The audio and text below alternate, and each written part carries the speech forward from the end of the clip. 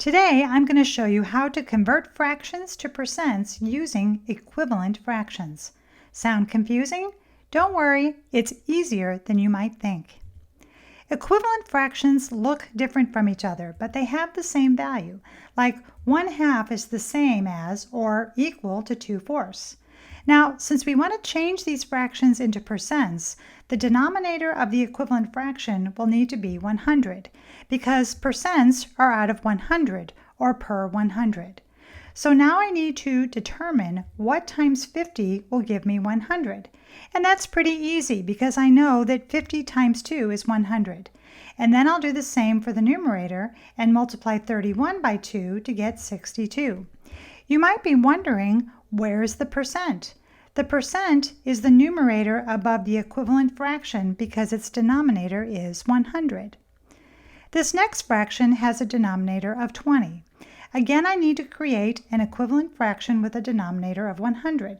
So I think, what times 20 equals 100? And that would be 5.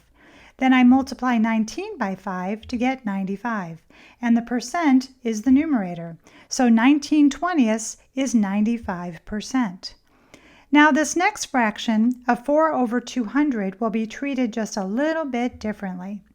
I still need to write an equivalent fraction with a denominator of 100, and as you can see, I can't multiply 200 by any number to get 100, but I can divide.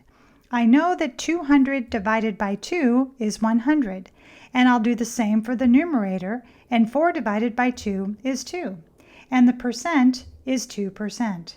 Now, I realize that I could have reduced 4/200 to 1/50, but I didn't because I wanted to show you that when creating the equivalent fraction, you can either multiply or divide.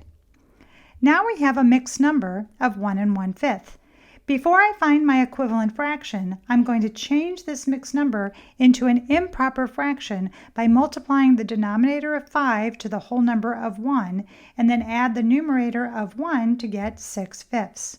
Now I'll write my equivalent fraction with that denominator of 100, and then I know that 5 times 20 is 100. Then I'll multiply 6 by 20 to get 120, and my percent this time is 120%. I hope this video helped you feel more confident changing fractions into a percent, because the more confidence you have in math, the more successful you will be.